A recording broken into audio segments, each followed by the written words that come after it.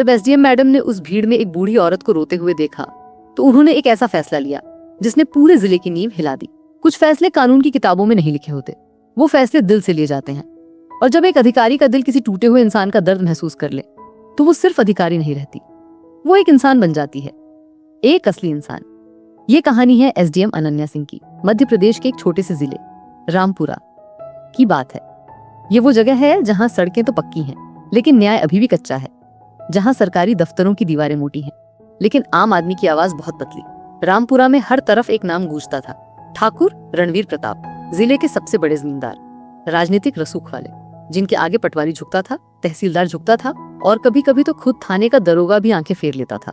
इसी रामपुरा में एक नई एसडीएम की तैनाती हुई, अनन्या सिंह, उम्र 32, आईएएस अधिकारी की पढ़ी लिखी लेकिन मिट्टी से जुड़ी हुई। पिता एक स्कूल टीचर थे, माँ आंगनवाड़ी कार्यकर्ता। अनन्या ने गरीबी देखी थी पास से, अपनी आंखों से। इसीलिए जब वो अधिकारी बनी तो उनके मन में एक ही बात थी, जो दर्द मैंने देखा है उसे मैं और किसी को नहीं देखने दूंगी। रामपुरा में उनकी पहली सुबह बड़ी साधारण थी। दफ्तर आई, फाइलें देखी, स्टाफ से मिली, सब कुछ ठीक लग रहा था ऊपर से। लेकिन अनन्या को ऊपर की परत देखने की आदत नहीं थी, वो हमेशा नीचे देखती थी जहां असलियत होती है। उन्होंने अपने पीए से कहा, मुझे जिले का दौरा करना है, गांव गांव जाना है, मुझे देखना है कि लोग कैसे रह रहे हैं। पीए, जो पिछले कई एसडीएम साहबों के साथ काम कर चुके थे, थोड़ा चौंके। आमतौर पर नए अधिकारी पहले महीने कुर्सी गर्म करते हैं। ये मैडम पहले ही दिन मैदान में उतरना चाहती थी। दूसरे दिन सुबह अनन्या अपनी सफेद सरकारी गाड़ी में निकली। कोई लाव लश्कर नहीं, बस एक ड्राइवर और उनका पीए। रास्ते में उन्होंने खेत देखे, कच्चे घर देखे, बच्चों को नंगे पांव स्कूल जाते देखा। उनकी आंखें हर चीज को नोट कर रही थी। तभी उनकी गाड़ी एक गांव के पास रुकी। गांव का नाम था भैरवपुर। गांव के बाहर एक भीड़ जमा थी, औरतें, बच्चे, बूढ़े, सब किसी बात पर बहस कर रहे थे। कुछ रो रहे थे, कुछ चिल्ला रहे थे। अनन्या गाड़ी से उतरी। भीड़ में से एक बूढ़ी औरत निकली, कमर झुकी हुई, साड़ी का पल्लू आंखों से लगाए। वो रो रही थी, बिलख बिलख कर। अनन्या उनके पास गई, जमीन पर बैठ गई, बिना किसी संकोच के। क्या हुआ अम्मा, क्या बात है? बूढ़ी औरत ने कौंपती आवाज में कहा, बेटी, हमारी जमीन चली गई, सब चली गई। धीरे धीरे पूरी बात सामने आई। भैरवपुर के लगभग 20 परिवार, सब छोटे किसान। उनकी जमीनें पीढ़ियों से उनके नाम थी, लेकिन पिछले कुछ महीनों में एक के बाद एक उनके जमीन के कागजात बदल गए थे। तहसील के रिकॉर्ड में अब उन जमीनों का मालिक कोई और था, रणवीर एग्रो प्राइवेट लिमिटेड, यानी ठाकुर रणवीर प्रताप की कंपनी।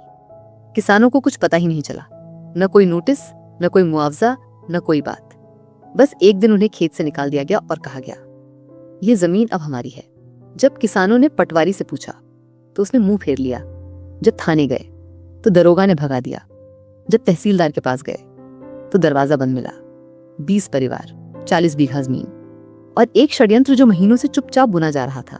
अनन्या सुनती रही, एक शब्द नहीं बोला, लेकिन उनकी आंखें, वो सब बोल रही थी। वापस दफ्तर आकर उन्होंने सबसे पहले तहसील के लैंड रिकॉर्ड मांगे। फाइलें आई, अनन्या ने पन्ने पलटे और जो उन्होंने देखा उससे उनका दिल भारी हो गया। जमीन का हस्तांतरण हुआ था, लेकिन प्रक्रिया में इतनी गड़बड़ियां थीं कि कोई भी समझ सकता था ये काम साफ नहीं था। किसानों के दस्तखत जाली लग रहे थे, तारीखें बेमेल थीं और जिस अधिकारी ने ये रिकॉर्ड पास किया था वो था रामपुरा का तहसीलदार श्रीकांत वर्मा। अनन्या ने फाइल बंद की। कमरे में सन्नाटा था। उनके पीए ने धीरे से कहा, मैडम, ये मामला बड़ा पेचीदा है। ठाकुर साहब का बहुत ऊपर तक रसूख है। पिछले एसडीएम साहब ने भी देखा था ये मामला। लेकिन अनन्या ने नजर उठाई। पीए ने नजरें झुका ली, छोड़ दिया था। अनन्या कुछ देर चुप रही, फिर उन्होंने कहा, मैं नहीं छोड़ूंगी। उस रात अनन्या देर तक दफ्तर में रही, फाइलें पढ़ती रही, नोट्स बनाती रही। बाहर रात का अंधेरा था, दफ्तर में बस एक टेबल लैंप जल रहा था और उस रोशनी में एक अकेली औरत बैठी थी जो न डरी थी न थकी थी, बस एक फैसला कर चुकी थी कि इस बार न्याय होगा। कुछ लोग सोचते हैं कि ताकत बड़ी गाड़ियों में होती है, महंगे कपड़ों में होती है, रसूख में होती है, लेकिन रामपुरा उस दिन देखने वाला था कि असली ताकत कहाँ होती है। असली ताकत होती है एक सच्चे इंसान की रीढ़ में। अगली सुबह अनन्या ने दफ्तर आते ही अपने पीए को बुलाया, श्रीकांत वर्मा को, तहसीलदार को। आज दोपहर 12 बजे मेरे सामने हाजिर होना है और ये भी बताओ कि भैरवपुर के जिन किसानों की जमीन गई है उन सबको भी बुलाओ, सब एक साथ आए। पीए ने हिचकिचाते हुए पूछा, मैडम, और ठाकुर साहब को? अनन्या ने बिना रुके कहा, उन्हें भी, उनकी कंपनी के नाम पर जमीन है। तो उन्हें भी सफाई देनी होगी। पीए के चेहरे पर एक अजीब सा डर उतर आया, लेकिन उन्होंने कुछ नहीं कहा, बस चले गए। खबर फैलते देर नहीं लगी। रामपुरा एक छोटा शहर था। यहाँ बात हवा से भी तेज चलती थी। देखते देखते पूरे बाजार में ये चर्चा फैल गई। नई एसडीएम मैडम ने ठाकुर साहब को दफ्तर बुलाया है। कुछ लोग हंसे, कुछ ने कहा नहीं है, अभी समझ नहीं है, 2-4 दिन में समझ जाएंगी। कुछ बुजुर्गों ने आसमान की तरफ देखा और चुपचाप दुआ मांगी। और भैरवपुर के किसान, जिन्होंने महीनों से उम्मीद छोड़ दी थी, पहली बार एक दूसरे को देखकर मुस्कुराए। दोपहर 12 बजे एसडीएम दफ्तर के बाहर भीड़ लग गई थी। कुछ लोग अंदर थे, कुछ बाहर खड़े थे, खिड़कियों से झांक रहे थे। तहसीलदार श्रीकांत वर्मा आए। सफेद कुर्ता, पसीने से भीगा माथा, उनकी आंखों में बेचैनी थी। किसान आए, फटे कपड़ों में, धूल भरे पांवों से, लेकिन उनकी आंखों में आज एक चमक थी जो कल नहीं थी। और फिर आए ठाकुर रणवीर प्रताप। सफेद कुर्ता पायजामा, सोने की घड़ी, पीछे 2-3 चमचे। उनके चेहरे पर न डर था न संकोच, बस एक घमंड था। वो घमंड जो वर्षों की बेरोक टोक ताकत से आता है। वो अंदर आए और अनन्या को देखा। 32 साल की एक युवा अधिकारी, सादी साड़ी में, फाइलों के सामने बैठी हुई। उनके होठों पर एक हल्की मुस्कान आई, जैसे उन्हें यकीन हो कि ये मामला 5 मिनट में सुलझ जाएगा। अनन्या ने नजर उठाई। बैठिए। आवाज शांत थी, लेकिन उसमें एक वजन था। ठाकुर साहब बैठे। उन्होंने पहले ही बोलना शुरू किया। मैडम, ये सब बड़ा छोटा मामला है। जमीन कानूनी तरीके से खरीदी गई है, किसानों को पैसे दिए गए हैं, बस कुछ लोग झूठ बोल रहे हैं। अनन्या ने उन्हें बीच में नहीं रोका, सुनती रही। जब ठाकुर साहब बोलते बोलते रुके, तब अनन्या ने एक फाइल खोली। ठाकुर साहब, ये देखिए, भैरवपुर के किसान रामदीन की जमीन का हस्तांतरण। तारीख है 15 मार्च, लेकिन उसी दिन रामदीन अपने बेटे की शादी में उज्जैन गए थे। उनका बस का टिकट यहाँ है। तो उन्होंने दस्तखत कहाँ किए? कमरे में सन्नाटा। और ये देखिए, किसान सुखिया देवी के कागज, उनके अंगूठे का निशान है। लेकिन सुखिया देवी की मृत्यु फरवरी में हो चुकी थी। मृत्यु प्रमाण पत्र यहाँ है। तो एक मृत औरत ने कागज पर अंगूठा कैसे लगाया? ठाकुर साहब का चेहरा बदला, मुस्कान गई, घमंड थोड़ा हिला। तहसीलदार श्रीकांत वर्मा की सांसें तेज हो गई। अनन्या ने उनकी तरफ देखा। वर्मा जी, ये रिकॉर्ड आपके दफ्तर से पास हुआ है। आपके दस्तखत हैं इन कागजों पर। क्या आपने ये सब जांचा था? वर्मा ने गला साफ किया। मैडम, वो दरअसल उस समय बहुत काम था। स्टाफ ने अनन्या ने धीरे से दोहराया। फिर उन्होंने फाइल बंद की। वर्मा जी, आप एक सरकारी अधिकारी हैं, आपकी जिम्मेदारी थी। स्टाफ ने किया। ये जवाब नहीं है। भीड़ में से एक किसान, रामदीन, खड़ा हुआ। उसकी आंखें भर आई थीं। मैडम, हमने बहुत दरवाजे खटखटाए, किसी ने नहीं सुना। हम गरीब हैं, इसलिए हमारी आवाज कमजोर है क्या? अनन्या ने रामदीन को देखा। एक पल के लिए उनकी आंखें नम हुई, लेकिन उन्होंने आंसू नहीं आने दिए। अभी नहीं, अभी वक्त काम का था। नहीं रामदीन जी, आपकी आवाज कमजोर नहीं है, बस अब तक सुनने वाला नहीं था। ठाकुर रणवीर प्रताप अब तक शांत बैठे थे, लेकिन अब उन्होंने अपना पुराना हथियार निकाला। वो थोड़ा आगे झुके और धीमी आवाज में बोले, मैडम, आप नई हैं यहाँ। रामपुरा को समझने में वक्त लगता है। यहाँ बहुत लोगों से रिश्ते हैं मेरे, ऊपर तक। अगर आप चाहें तो ये मामला यहीं सुलझ सकता है। किसानों को कुछ मुआवजा दे देते हैं। अनन्या ने उन्हें देखा, सीधी नजर से। ठाकुर साहब, क्या आप मुझे धमका रहे हैं या समझौते की पेशकश कर रहे हैं? ठाकुर साहब ने तुरंत कहा, नहीं मैडम, मैं तो बस, क्योंकि अगर ये धमकी है तो मेरे लिए इससे कोई फर्क नहीं पड़ता। और अगर समझौता है तो जिस जमीन पर किसानों का हक है वो उनकी है, उस पर कोई समझौता नहीं होगा। कमरा एकदम शांत हो गया। बाहर खड़ी भीड़ जो खिड़कियों से झांक रही थी, उसकी सांसें जैसे थम गईं। ठाकुर साहब उठे। उनका चेहरा लाल था, लेकिन कुछ बोल नहीं पाए। जाते जाते उन्होंने एक बार पीछे मुड़कर देखा। अनन्या की नजर अभी भी उन पर थी, न झुकी न हटी। ठाकुर साहब चले गए। जब कमरा खाली हुआ तो अनन्या ने अपने पीए से कहा, तहसीलदार वर्मा के खिलाफ विभागीय जांच शुरू करो और भैरवपुर की सभी जमीनों का रिकॉर्ड सील करो, अभी इसी वक्त। जब तक जांच पूरी न हो कोई हस्तांतरण नहीं होगा। पीए ने नोट किया। और एक काम और करो, अनन्या ने कहा, उन 20 परिवारों की पूरी सूची बनाओ। उनकी जमीन उन्हें वापस दिलाना है, चाहे जितना वक्त लगे। उस शाम भैरवपुर में एक अजीब सा सुकून था। रामदीन अपने घर के बाहर बैठा था। उसकी बूढ़ी माँ, वही जो कल भीड़ में रो रही थी, आज चुपचाप बैठी थी। रो नहीं रही थी, बस हाथ जोड़े आसमान की तरफ देख रही थी। लेकिन रामपुरा में खुशी हमेशा अकेली नहीं आती। उसी रात अनन्या के घर के बाहर एक गाड़ी रुकी। एक आदमी उतरा, एक लिफाफा दरवाजे के नीचे से सरका दिया और चला गया। अनन्या ने लिफाफा खोला। अंदर एक कागज था, बस एक लाइन लिखी थी, अभी भी वक्त है, पीछे हट जाओ। अनन्या ने वो कागज पढ़ा, एक बार, 2 बार, फिर उन्होंने उसे मोड़ा और अपनी फाइल में रख लिया, सबूत के तौर पर। कहते हैं कि जब आप सच के रास्ते पर चलते हो तो रास्ता आसान नहीं होता, बल्कि जितना आगे बढ़ते हो उतनी ही मुश्किलें बढ़ती हैं। लेकिन यही तो असली इम्तिहान होता है कि आप उस रास्ते पर टिके रहते हो या नहीं। अनन्या सिंह का इम्तिहान अभी शुरू हुआ था। वो रात जब अनन्या को धमकी भरा कागज मिला, उस रात वो सोई नहीं, लेकिन डर की वजह से नहीं, सोचने की वजह से। वो जानती थी कि ठाकुर रणवीर प्रताप जैसे लोग सिर्फ धमकी देकर नहीं रुकते। उनके पास पैसा है, रसूख है और सबसे खतरनाक राजनीतिक संपर्क है। अनन्या ने उस रात अपनी डायरी निकाली। उन्होंने लिखा, अगर मैं अभी पीछे हट गई तो रामदीन की माँ फिर रोएगी और उसके आंसू मुझे जिंदगी भर माफ नहीं करेंगे। डायरी बंद की, आंखें बंद की और फैसला पक्का हो गया। अगले 3 दिन अनन्या ने बेहद तेजी से काम किया। उन्होंने भैरवपुर के सभी 20 परिवारों के पुराने जमीन के कागजात इकट्ठे करवाए, पटवारी के रिकॉर्ड, तहसील की पुरानी फाइलें, बैंक के दस्तावेज, सब कुछ खंगाला।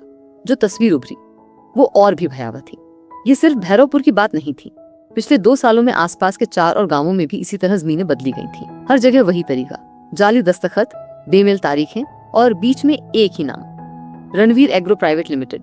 अनन्या की मेज पर अब एक नहीं, 5 गांवों का दर्द था। उन्होंने सब कुछ एक रिपोर्ट में लिखा, पूरी रात जागकर, हर सबूत, हर तारीख, हर नाम। सुबह होते होते रिपोर्ट तैयार थी। उन्होंने रिपोर्ट की 3 प्रतियां बनाई, एक जिला कलेक्टर को, एक राज्य के राजस्व विभाग को और एक उन्होंने अपने पास रखी। लेकिन रामपुरा में खबरें तेज चलती हैं। ठाकुर रणवीर को पता चल गया। उसी दिन शाम को ठाकुर साहब की गाड़ी राजधानी की तरफ निकली। उनके पुराने संपर्क थे, मंत्रियों से जान पहचान थी, पार्टी में पैसा लगाया था वर्षों से।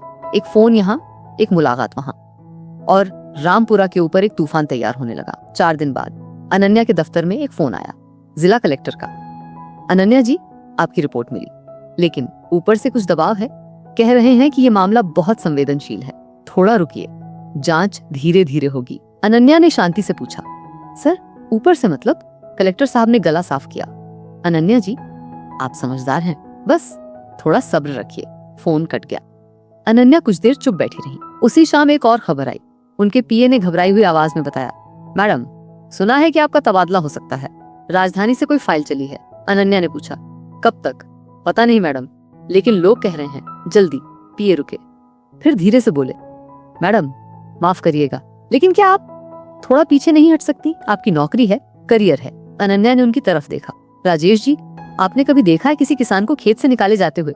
उसकी आंखें देखी हैं। पीए ने कुछ नहीं कहा।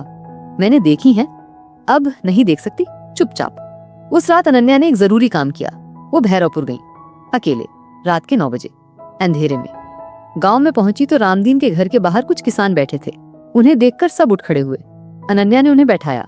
मुझे आपसे कुछ बात करनी है, सीधी बात। किसान ध्यान से सुनने लगे। मेरा तबादला हो सकता है, मैं नहीं जानती कब, लेकिन जब तक मैं यहाँ हूँ मैं लड़ूंगी, और जाने से पहले ऐसा इंतजाम करूंगी कि ये लड़ाई रुके नहीं। रामदीन की आंखें भर आईं। मैडम, आप हमारे लिए इतना।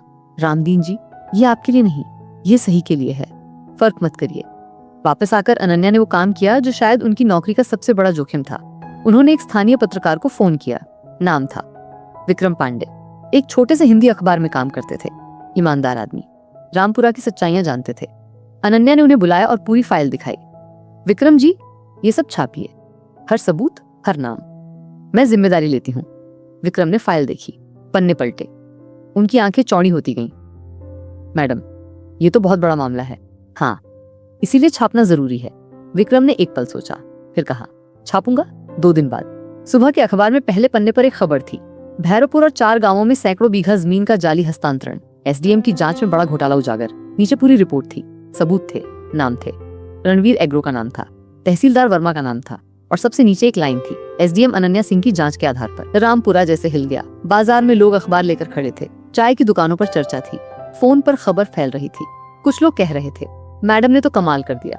कुछ कह रहे थे, अब देखो क्या होता है। और कुछ, वो जो ताकत के करीब थे, चुप थे। उनकी चुप्पी में खतरा था। ठाकुर रणवीर प्रताप के घर पर उस सुबह कई गाड़ियां खड़ी थीं।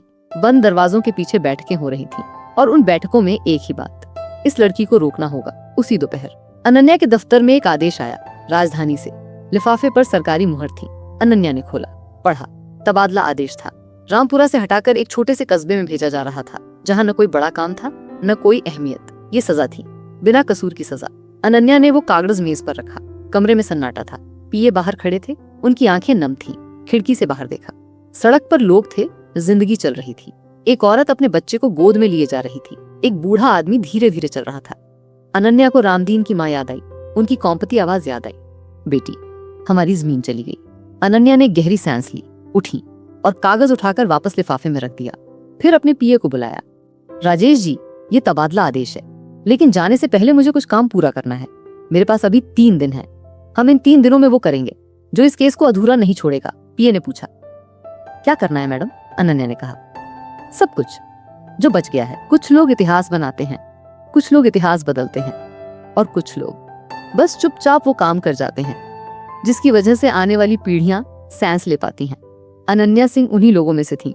तबादला आदेश आ चुका था, 3 दिन बचे थे, लेकिन अनन्या के चेहरे पर न थकान थी न हार, बस एक जिद थी, शांत, गहरी और पक्की। उन्होंने उस रात अपनी पूरी टीम को बुलाया। पीए राजेश, 2 कनिष्ठ अधिकारी और एक महिला लेखाकार जो चुपचाप अपना काम करती थी, लेकिन जिसकी नजर बहुत तेज थी। अनन्या ने मेज पर सारी फाइलें फैला दी। हमारे पास 3 दिन हैं। इन 3 दिनों में हमें 5 काम पूरे करने हैं। उन्होंने एक एक काम गिनाया। पहला, भैरवपुर और चारों गांवों की जमीनों का पूरा रिकॉर्ड राज्य के राजस्व विभाग को भेजना, इतना पक्का, इतना दस्तावेजी कि कोई दबा न सके। दूसरा, तहसीलदार वर्मा के खिलाफ विभागीय जांच की सिफारिश को आधिकारिक रूप देना। तीसरा, किसानों की जमीनों पर जो भी निर्माण कार्य शुरू हुआ था उसे तुरंत रोकने का आदेश, कानूनी रूप से। चौथा, एक लिखित शिकायत सीधे राज्य के मुख्य सचिव को, अनन्या के दस्तखत के साथ, खुले में। और 5वां, अनन्या रुकी। 5वां काम, किसानों को बताना कि उन्हें आगे कैसे लड़ना है, कौन कौन से कानून है उनके पास, कहाँ जाना है, किससे मिलना है। मेरे जाने के बाद ये लड़ाई रुकनी नहीं चाहिए। कमरे में चुप्पी थी। फिर महिला लेखाकार सुमन जी ने धीरे से कहा, मैडम हम आपके साथ हैं। 3 दिन। पहला दिन, अनन्या और उनकी टीम ने लगातार 14 घंटे काम किया। फाइलें तैयार हुई, हर कागज पर सही तारीख, सही नंबर, सही सबूत, कोई कमजोरी नहीं छोड़ी। रात के 11 बजे जब रिपोर्ट पूरी हुई तो अनन्या ने हर पन्ने पर दस्तखत किए। हाथ थका हुआ था लेकिन दिल मजबूत था। दूसरा दिन, अनन्या खुद भैरवपुर गई। इस बार अकेले नहीं, एक वकील को साथ लेकर गई। एक युवा वकील जो गरीबों के लिए मुफ्त काम करता था। गांव में सब इकट्ठा हुए। अनन्या ने उन्हें बैठाया और 2 घंटे तक समझाया, भूमि अधिकार कानून क्या कहता है, कैसे अपील करें, जिला न्यायालय में कैसे जाएं, कौन कौन से कागजात हमेशा अपने पास रखें। रामदीन ध्यान से सुन रहा था, उसका बेटा जो 15 साल का था, एक कॉपी में सब कुछ लिख रहा था। अनन्या ने उस बच्चे को देखा। मन में एक टीस उठी, ये बच्चा जिसे खेलने की उम्र में अपनी जमीन बचाने की लड़ाई सीखनी पड़ रही है। उन्होंने बच्चे के सिर पर हाथ रखा। पढ़ो, बहुत पढ़ो, यही सबसे बड़ा हथियार है। बच्चे ने ऊपर देखा, मुस्कुराया। उसी दोपहर एक खबर आई, ठाकुर रणवीर प्रताप ने अनन्या के खिलाफ राज्य मानवाधिकार आयोग में शिकायत दर्ज करवाई थी। आरोप था, अधिकारी ने बिना उचित जांच के एक प्रतिष्ठित व्यापारी को बदनाम किया। पीए ने घबराकर बताया। अनन्या ने सुना, फिर हल्के से मुस्कुराई। राजेश जी, जब ताकतवर लोग शिकायत करने लगे तो समझो कि आप सही रास्ते पर हो। दूसरे दिन की शाम, अनन्या ने मुख्य सचिव को वो पत्र भेजा।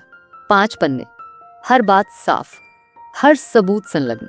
आखिरी पन्ने पर उन्होंने लिखा था, मैं जानती हूं कि मेरा तबादला हो रहा है, लेकिन एक अधिकारी का तबादला सच्चाई का तबादला नहीं होता। ये फाइल, ये सबूत, ये किसानों का दर्द, ये सब यहीं रहेगा, और मैं उम्मीद करती हूँ कि इस व्यवस्था में कोई न कोई इसे आगे ले जाएगा। तीसरा दिन, आखिरी दिन, अनन्या सुबह जल्दी उठी। आईने में देखा, थकी हुई आंखें थीं, लेकिन उनमें एक अजीब सी शांति थी। उन्होंने साड़ी पहनी, सादी, सफेद। दफ्तर पहुंची। उनके जाने की खबर पूरे शहर में फैल चुकी थी। दफ्तर के बाहर भीड़ थी। किसान थे, भैरवपुर से, दूसरे गांवों से। औरतें थीं जिनकी आंखों में आंसू थे। बच्चे थे जिन्हें शायद पूरी बात समझ नहीं आती थी, लेकिन वो भी आए थे। कुछ दुकानदार थे, कुछ बुजुर्ग थे, सब चुपचाप खड़े थे। अनन्या गाड़ी से उतरी, भीड़ को देखा। एक पल के लिए उनके कदम रुक गए। रामदीन की माँ, वही बूढ़ी औरत, भीड़ में से निकलकर आगे आई।